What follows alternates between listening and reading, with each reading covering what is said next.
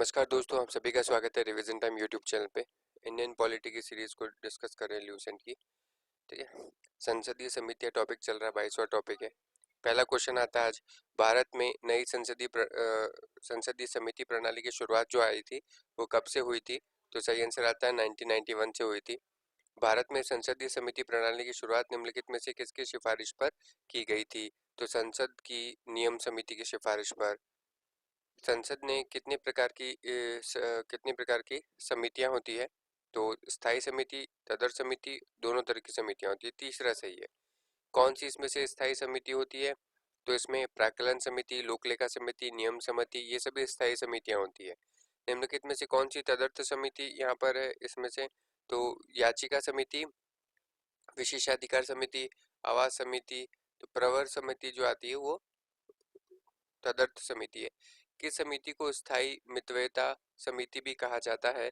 तो इसका सही आंसर आ जाएगा प्राक्कलन समिति को कहा जाता है। प्राक्कलन समिति में कितने सदस्य होते हैं? प्राक्कलन समिति में 30 सदस्य होते हैं। संसदीय प्राक्कलन समिति संसद के किस सदन की समिति होती है?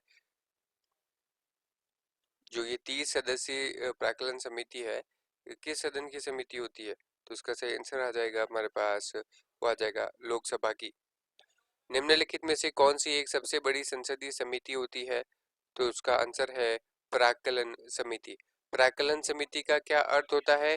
तो प्राक्कलन समिति का अर्थ होता है देश की आर्थिक स्थिति पर संसद में आर्थिक सर्वेक्षण प्रस्तुत करना और संसद में प्राक्कलनों को प्रस्तुत करने के प्रारूप के विषय पर सिफारिश करना। तो आंसर सही हो जाएगा दूसरा और तीसरा इसका सही है।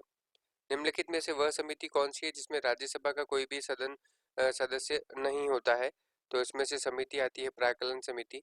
लोक लेखा समिति में कुल कितने सदस्य होते हैं? तो लोक लेखा समिति में जो आते हैं वो 22 सदस्य होते हैं। 15 सदस्य होते हैं लोकसभा के और 7 सदस्य होते हैं राज्यसभा से। लोक लेखा समिति जो आता है संसद के दोनों सदनों में से चुने जाते हैं। ठीक है, अब यहाँ पे एक नेक्स्ट क्वेश्चन है, भारत के नियंत्रक महालेखा परीक्षक द्वारा प्रस्तुत प्रतिवेदन के आधार पर कौन सी समिति कार्य करती है? ऐसे ऐसे पूछा जाए कि परंपरा के अनुसार निम्न में से किस समिति के अध्यक्ष पद पर विरोधी दल के संसद सदस्य को नियुक्त किया जाता है? या इस तरीके से पूछा जाए कि किस संसदीय समिति को प्राक्कलन समिति की जुड़वा बहन कहा जाता है? तो उसका सही आंसर जो आ जाएगा वो हो जाएगा लोक लेखा समिति को। निम्नलिखित में से किस समिति का सदस्य कोई मंत्री नहीं हो सकता? ठीक है, कोई भी मंत्री नहीं हो सकता। तो कौन सी समिति आती है? तो यहाँ पे आ जाता है प्राक्कलन समिति, लोक लेखा समिति, सरकारी उपक्रम समिति। तो यहाँ पे आ जाएगा इन सभी समितियों में कोई जो आता है वो मंत्री नहीं हो सकता है। नेक्स्ट क्वेश्चन आता है, लोकसभा अध्यक्ष किस समिति का पदेन अध्यक्ष होता है? लोकसभा का अध्यक्ष किस समिति का पदेन अध्यक्ष होता है? तो इसका सही आंसर आ जाएगा हमारे पास नियम समिति का होता है। ठीक है, विधेयकों पर प्रवर समितियों में से सदस्यों की अधिकतम संख्या कितनी तक हो सकती है? तो इसका सही आंसर आ जाएगा हमारे पास, इसकी कोई निश्चित संख्या नहीं होती। संसद के समितियों के सदस्य जो आते हैं वो अध्यक्ष के द्वारा नियुक्त किए जाते हैं अथवा सदन द्वारा अपने सदस्यों के मध्य से नियुक्त किए जाते हैं। ये जो संयुक्त संसदीय समिति है इसमें कितने सदस्य होते हैं? इसमें सदस्य होते हैं 45। तो संयुक्त संसदीय समिति में लोकसभा राज्यसभा सदस्यों की संख्या कितनी होती है? 45 जो होती है उसमें 30 और 15 का हिस्सा रहता है। कुल 17 संसदीय समितियों में से कितने समितियों के अध्यक्ष लोकसभा के सदस्य होते हैं? तो इसमें से आ जाएगा 11। क्या आ जाएगा? 11। नेक्स्ट क्वेश्चन आ जाता है, निम्नलिखित में से कौन विभिन्न समिति विभिन्न विषयों पर चर्चा के लिए समय का निर्धारण करती है? तो इसके अंदर सही आंसर है इसका वो है कार्य सलाहकार समिति। लोक लेखा समिति अपनी रिपोर्ट किसको प्रस्तुत करेगी? लोक लेखा समिति अपनी रिपोर्ट प्रस्तुत करेगी लोकसभा के अध्यक्ष को।